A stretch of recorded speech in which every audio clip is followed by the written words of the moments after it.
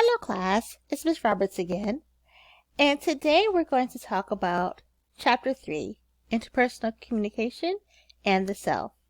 In this chapter, we're going to talk about what the self is, how the self develops, and how understanding who we are can help strengthen our interpersonal relationships. Let's begin. Okay, so let me go ahead. Make a couple of adjustments here. You might notice that throughout the presentation, I might have to adjust where the smaller screen of myself is situated. So thank you so much for your patience. All right, interpersonal communication and the self. So here's one of those examples. Gotta move on up here. Okay.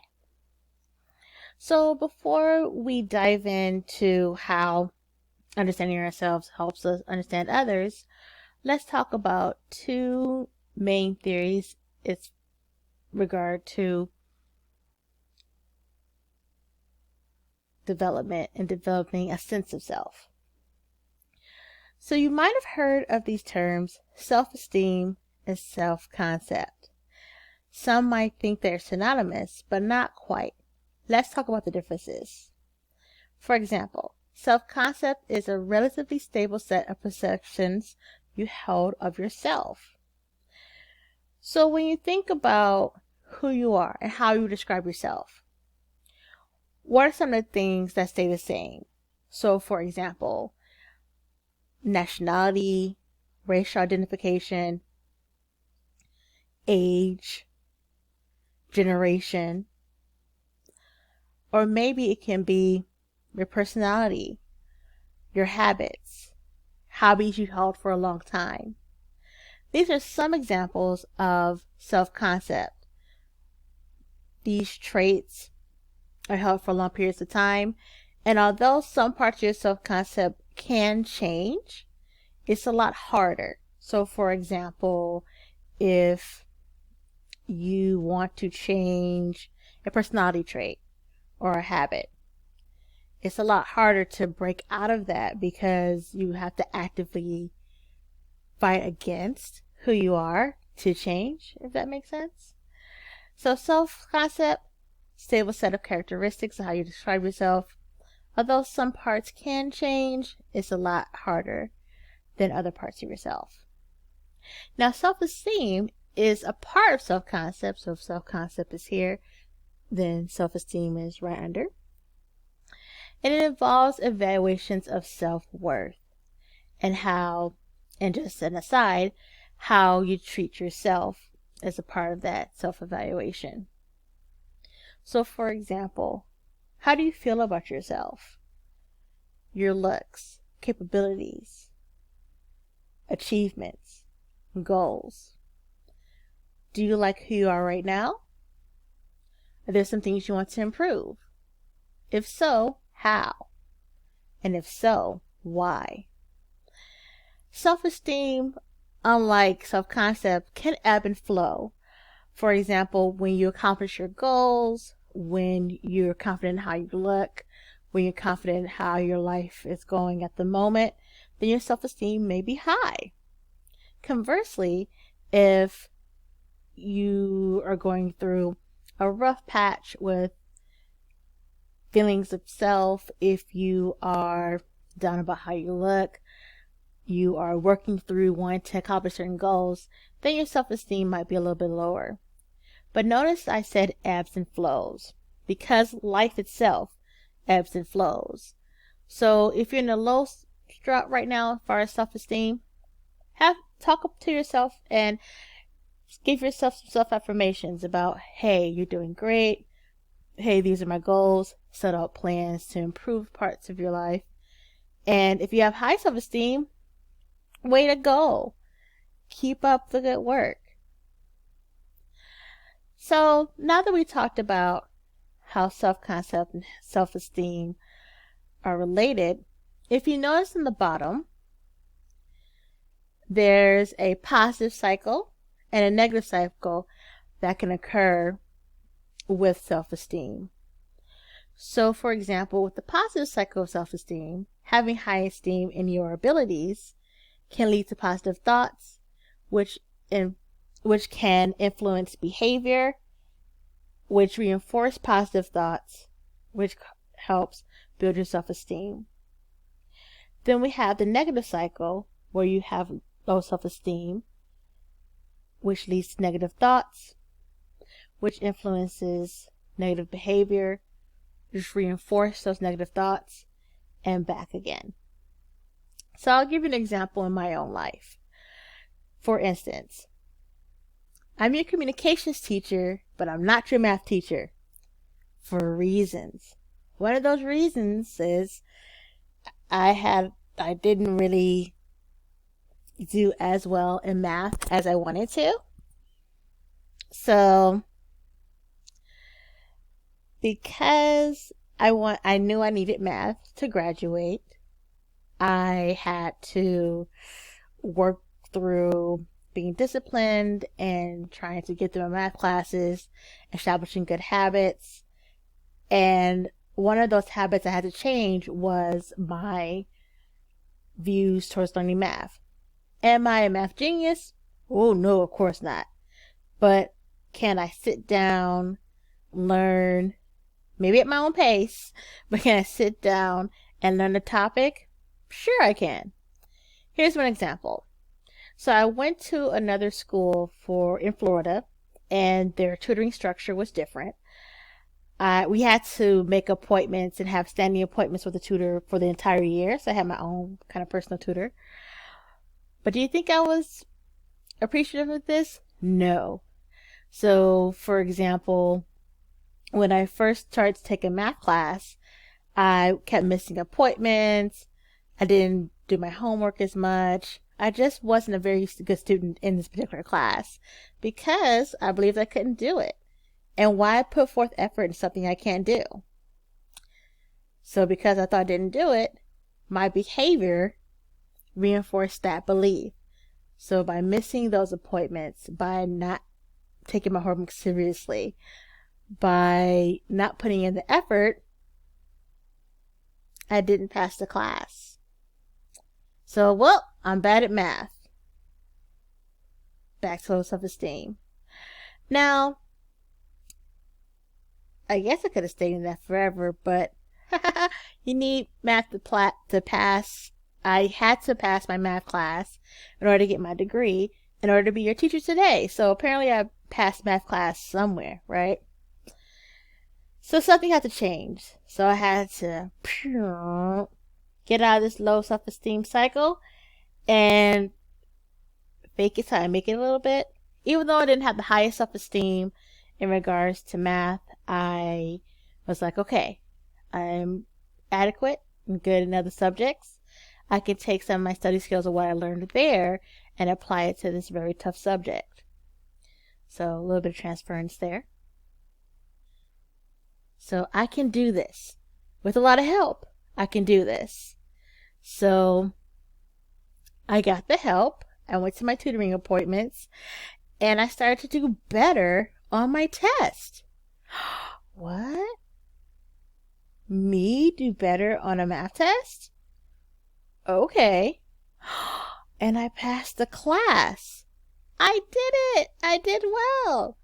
Which I'm a little bit self-deprecating as far as my math skills. However, I know if they say, hey, in order to keep your job, you got to take math class again, I know that I can take some of the skills I learned during that time and apply them.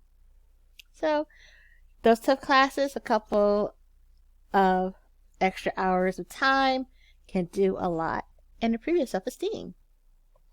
All right. So I'm going to move my screen again. All right. So let's talk about the self-concept a little bit more. Now, we talked about the self-concept being relatively stable perceptions you have of yourself. But when babies are born, we don't necessarily have a sense of self. Where does the self come from? Let's check it out. So first, we have a reflective appraisal. Now, way before you met me, you had your first teachers. Think about the first people who influenced you in your life. Your family, early friends, your early elementary school teachers, your formative years, right? So before we even met each other, we were shaped by these forces long ago that influence who we are today. So when we think about reflective appraisals, we're mirroring the judgments of those around us. So those formative years can help shape us to grow or can hold us back if we let it. So for example, one of the reasons that I felt like I was bad at math because I was told I was bad at math. Yeah, I got a D in kindergarten in math class. Yeah. Do I remember that? No. Was I told that? Yes. So ever since then, I'm like, well, I guess I'm bad at math from the very beginning. Or a reflective appraisal can work in your favor. Hey, you might have been told that you're smart. You might have told that you're pretty or handsome. You're good at sports. You're good at science. So those reflective appraisals, those judgments can build us up or tear us down. So it's very important, especially if you have young people in your life, to build them up and reinforce that they can do great things and just build them up because it's very important, especially in those formative years. But that's only one of the things that help shape who we are. Next, we have significant others. So remember we talked about those formative years and who influences those formative years or who influences our lives now. And that, by that definition, those are significant others. So I know we talk about significant others being romantic partners, but in this instance, for this chapter, when we say significant others, we mean anybody whose evaluations of you are influential. Think about whose opinion you care about. Now, I don't think you should care about everybody's opinion, but there's some people whose opinions probably mean a lot to you. Maybe your parents, sibling, romantic partners, friends, bosses, teachers. So think about not only the reflective appraisals of those around you that help shape who you are for the positive and negative, but whose opinion you're receiving. Where are those opinions coming from? Those significant others. Then we have social comparison.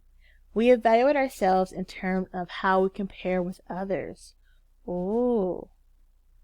Think of the terms keeping up with the Joneses, or peer pressure, or social media comparisons, right?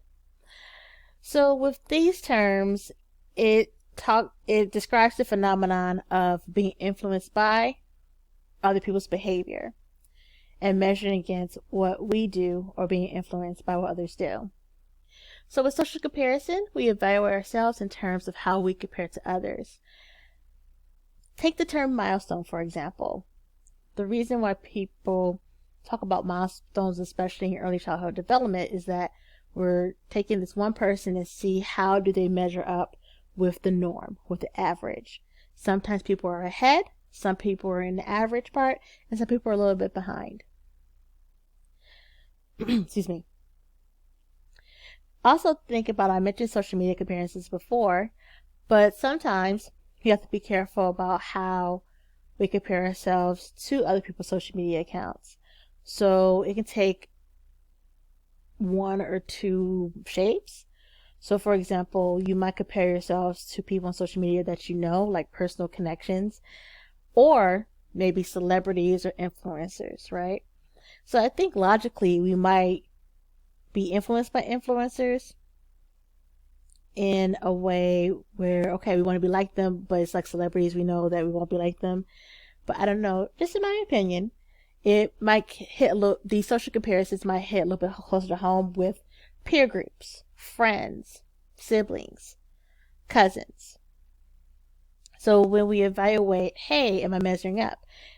Do I have the things that I need to have? Do I have the job, the degree, the house, the money, the family, all these things? And if we don't feel, if we feel like we don't have these things and we see other people that do, it might impact our self-concept. But just a side note, life is not a race. We fall on the spectrum of the things we want, and you will get there. Last but not least, reference groups. So by making these social comparisons, who we compare ourselves to, or people whom we evaluate own characteristics against, are reference groups. Okay.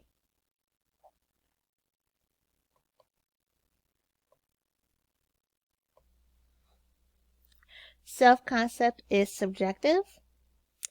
And here are some ways that self-concept isn't completely 100% sealed. So for example, we might have obsolete information. So say for instance, I was a math scholar, right? That I, poof, suddenly became your math teacher all of a sudden. Let's imagine, right? Now, if I'm your math teacher and I'm saying I'm bad at math, then by default it may be obsolete information, because in order for me to be a math professor in my bizarre world, right? In another life, I guess. If I was a math teacher, you would think, or it would be safe to assume that I was good at math, or at least good enough in math to get a master's degree to teach you guys. So in that instance, if I'm a math professor, still saying I'm bad at math, or at least not qualifying, it was like, oh, I was bad at math, but that's how I got better. But if I'm still saying I'm bad at math, then that part of my self-concept is obsolete, because it won't be true anymore. Then you also have distorted feedback. So it's the thin line between constructive and destructive criticism. Now, of course, if someone's not doing the right thing, or someone's doing wrong, or you're just giving someone constructive criticism, it's a criticism, but it's to help someone move forward, that's fine. But sometimes some of that criticism might be distorted, or might not be correct, or it might be so critical that the person might not see redeeming qualities in themselves. So you want to make sure that your self-concept wasn't shaped by distorted feedback. Or conversely, the person might have tons of positive feedback, but they didn't do anything to earn it. You know, that stereotype like, oh, this person got a trophy for everything. Don't like that stereotype of millennials. I don't think Gen Z has that stereotype about them. But it was derived from distorted feedback. Oh, you get a trophy for not doing anything, or a trophy just for participating. That would be distorted feedback, because the award was for being exceptional, not for just being there. So it can go both positive and negative, but it's still distorted. Next, we have the myth of perfection. So with any goal in life, right, we strive to do the best, but to err is to be human. So because to err is to be human, when we fall short of where we want to be, we're like, oh, why did I do that? But always give yourself some grace and try to do better. Because we think we need to be perfect in some areas of our lives, when we fall short, it might not only impact our self-esteem, but we sort of question who we are. So refrain from doing that, and make sure to give yourself some grace. Next, we have social expectations. So I want you to think about certain phase in your life, right? I'm 35. I just turned 35 in May of 2020, just in case I'm using this video later. And I'm in a different phase of life. So my social expectations are to start a family, to be a homeowner, to have a certain amount of money in the bank. Those are some of the expectations people have for me as a 35-year-old. as someone possibly younger, but of course we have different age groups. I'm just using this as an example. But think about what are some of your social expectations based on age, based on cultural expectations, gender expectations, expectations as a college student. Think about what you are expected to have. What are you supposed to have? How do those expectations make you feel? Do you live up to them? Are you working towards them? Or do you reject those expectations altogether? Pretty interesting concept.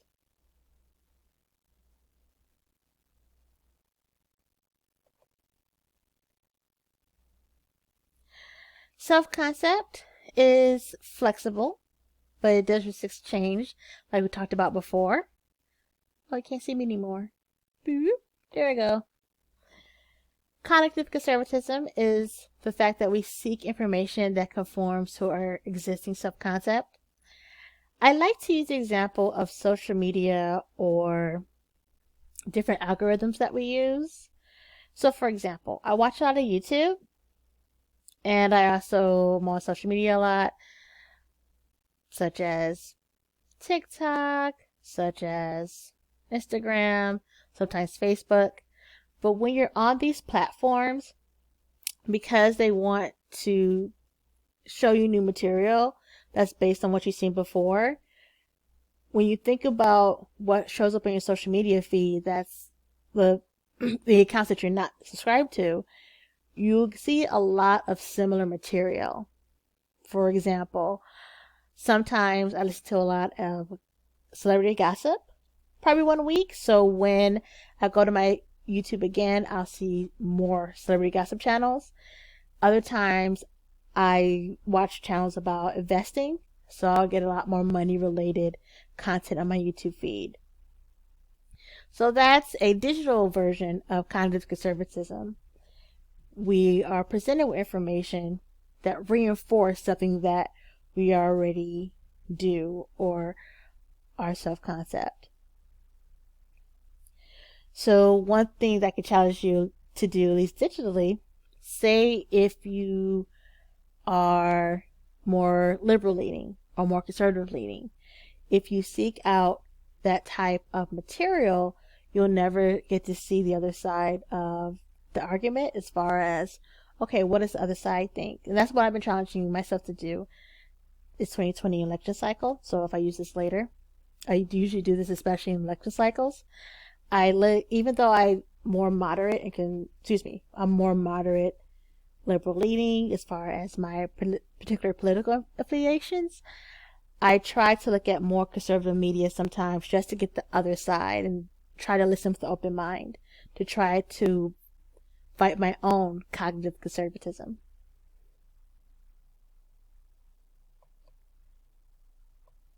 There I go again. All right. So you might have heard of this term, self-fulfilling prophecy. So I'm going to read or quote the definition word for word for a second.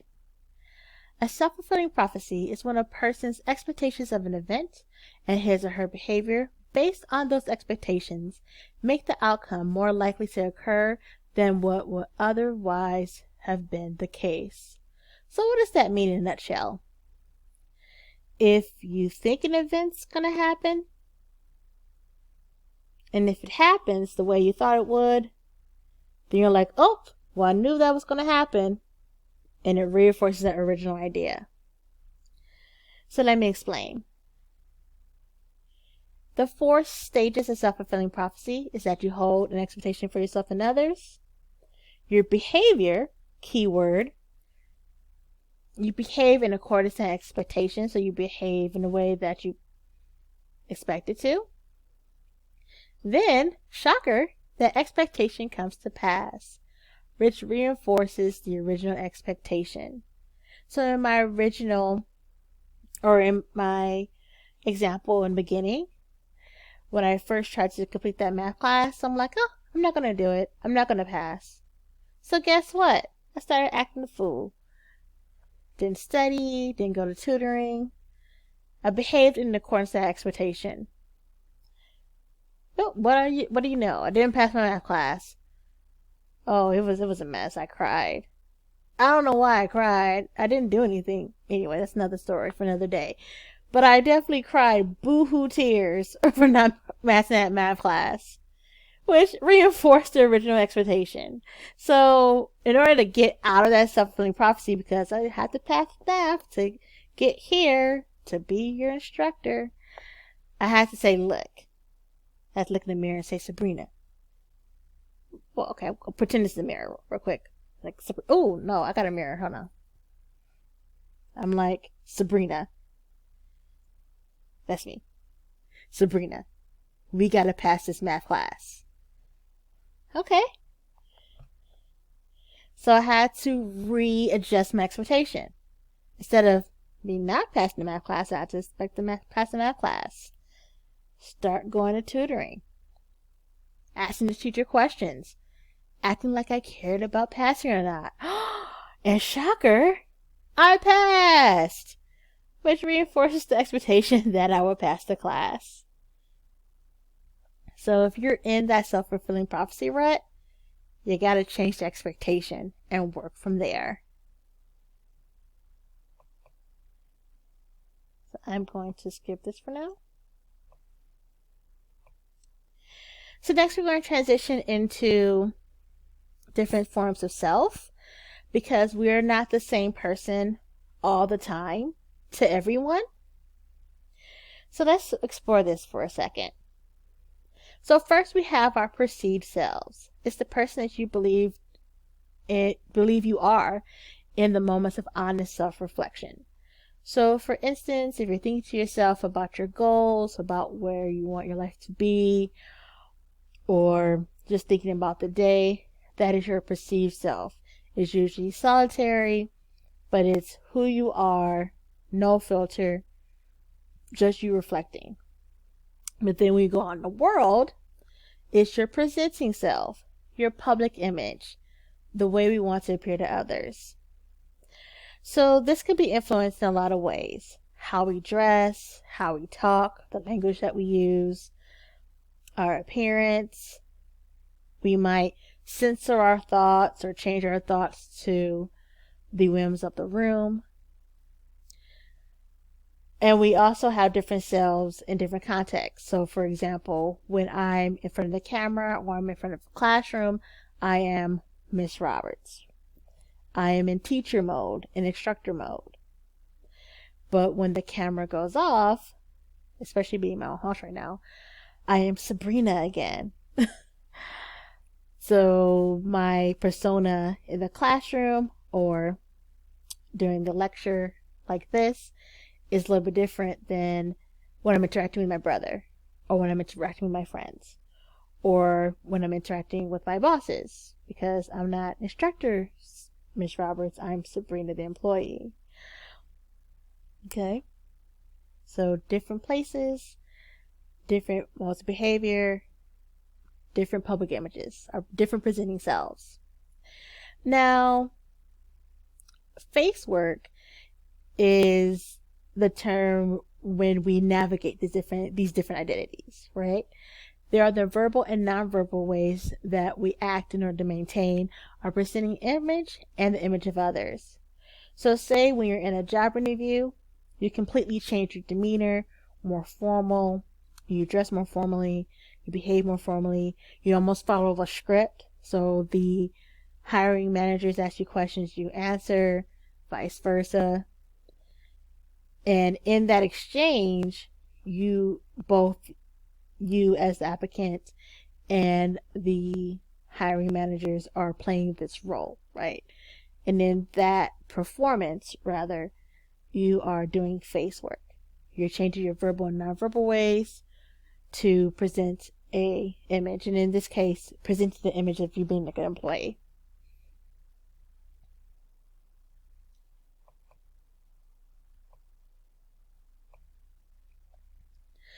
So this slide just talks about how we construct multiple identities, like we just talked about. This is the same young man, casual and dressed up. And by changing his appearance, he's able to influence how people perceive him. And he's able to say, hey, I'm appropriate for different spaces.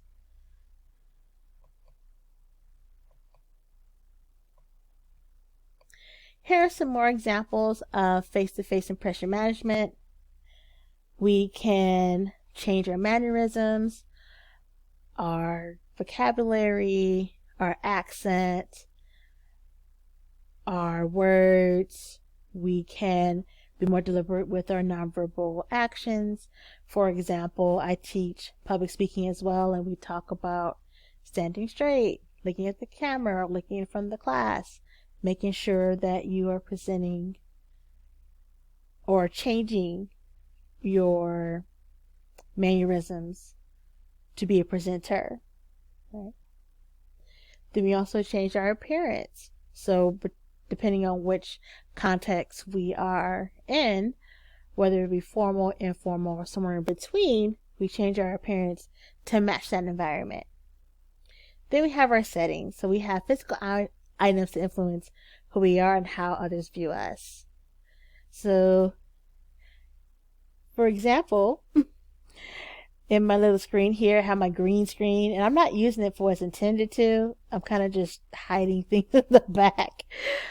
I haven't figured out how to make those cool images in the back. I'll figure it out one day. That's my kitchen, and I have like food right here. Then I have like bins full of stuff, and my couch is right there.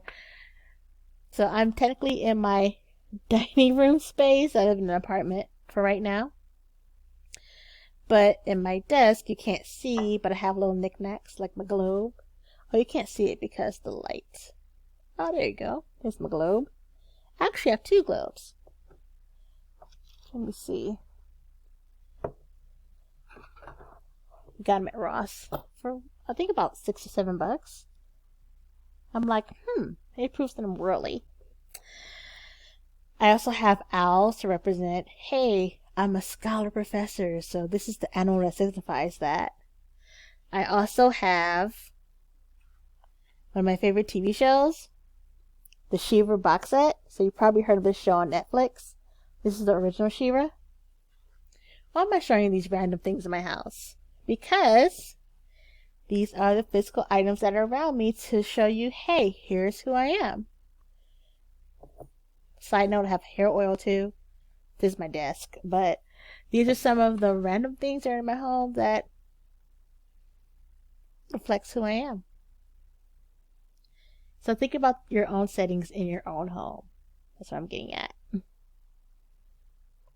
Okay.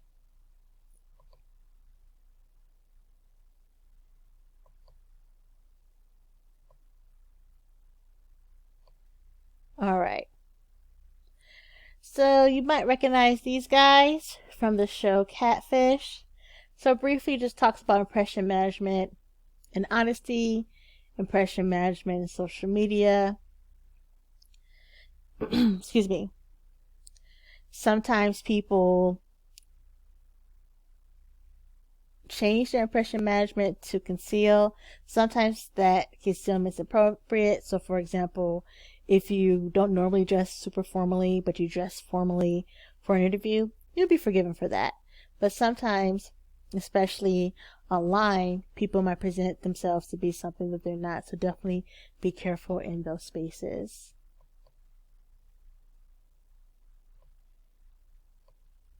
Next, we're going to talk about self-disclosure. Now, because this is interpersonal communications class, we talked about one of the cornerstones of interpersonal communication is how much we share with others and how much they share with us. And that self-disclosure builds trust within the relationship. So let's go a little bit further into what self-disclosure is. Self-disclosure is the information about the self that is purposely communicated to another person. So with self-disclosure, it's information about yourself that you don't share with everybody. You share with the people who are closest to you. So distinguishing factors of self-disclosure, honesty. So these are truthful assessments and feelings about who you are. Depth, meaning these details are very personal to you. Availability of information. So some information is more available than others. And the context of sharing. So, for example, are you guys having a heart to heart? Are you in an argument when the sharing is happening? What is the context of disclosing information? All right, moving myself again. All right. There are several models of self-disclosure. First is the social penetration model by Altman and Taylor. There are two parts to this model. You have the breadth of information shared and the depth. The breadth meaning all the different types of information about yourself. So, for instance, demographics like age, gender, racial ethnic identity, skill set, career, and then you have other things like personality, goals, desires, wishes, fears. So what is all the information that makes you you? And then the depth of information shared. So for example, there's some parts of your identity that you'll share freely, like your name, zodiac sign, where you were born, where you grew up. But there's some things that you might want to keep closer to you, such as what do you fear? What is your deepest wish or goal? Those might not be things that you'll tell everybody. So other types of information revealed: virtualized stock responses, like I said before. What's your name? What's your sign? What's your major? And we just share that freely, right? Different facts, opinions, and feelings about yourself are just some of the information that's revealed through self-disclosure.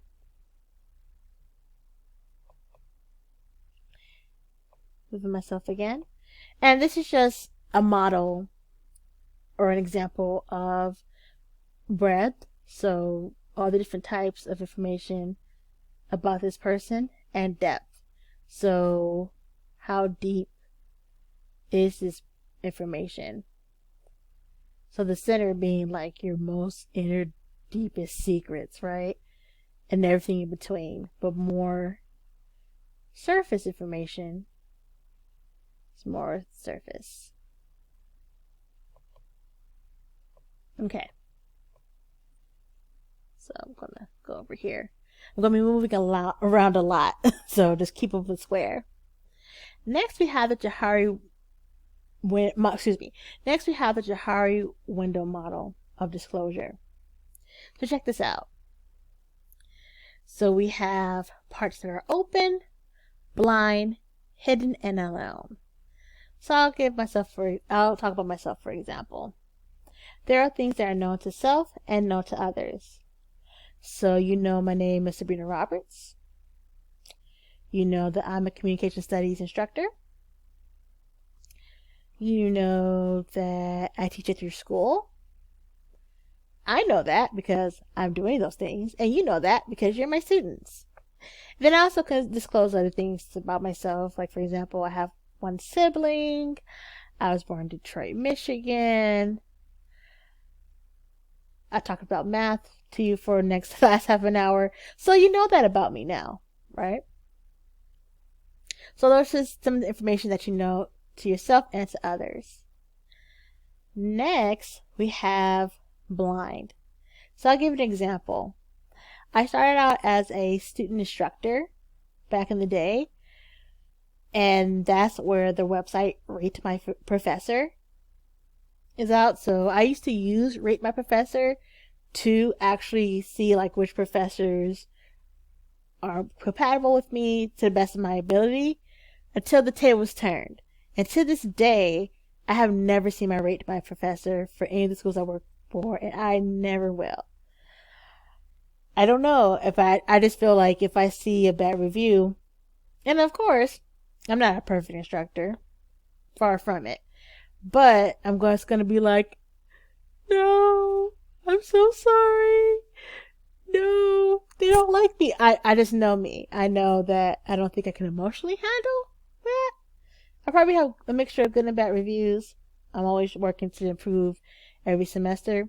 But that's something that's not known to myself, but that's known to you guys. My rate my professor rating. Totally blind to myself by choice. Next, we have hidden. So there are some things that I know about myself that I don't disclose to others. And that's fine. There's some things that you can keep private to yourself. But until you disclose them, they're part of this hidden part right here. And last but not least, which I think is the most fascinating, is the unknown.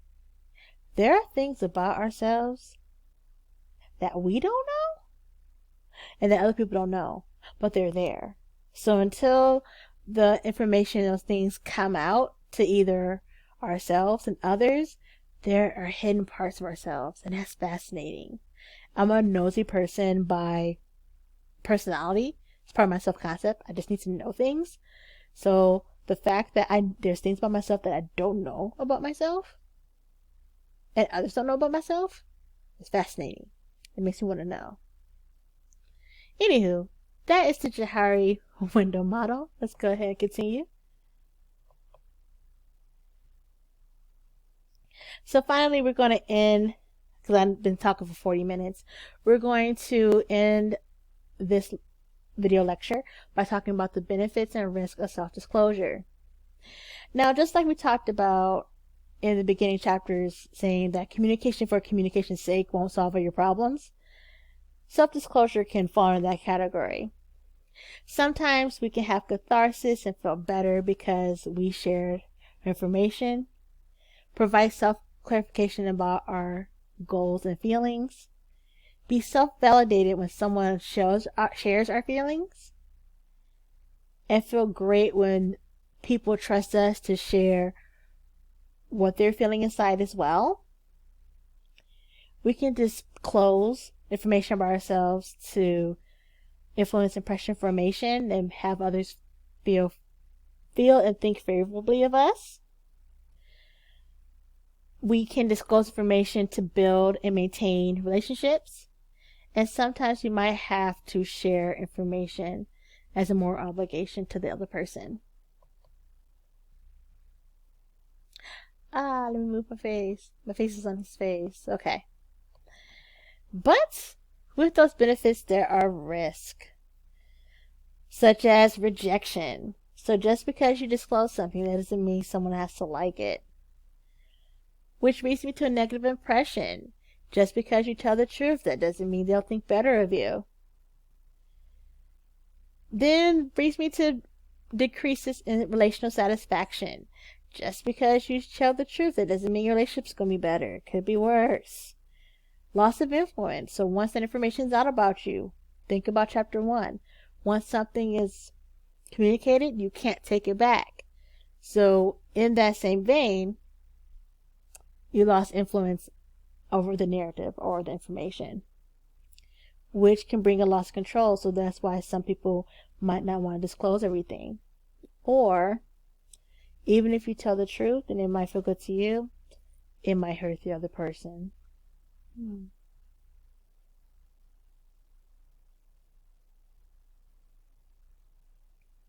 So I'm going to stop right there.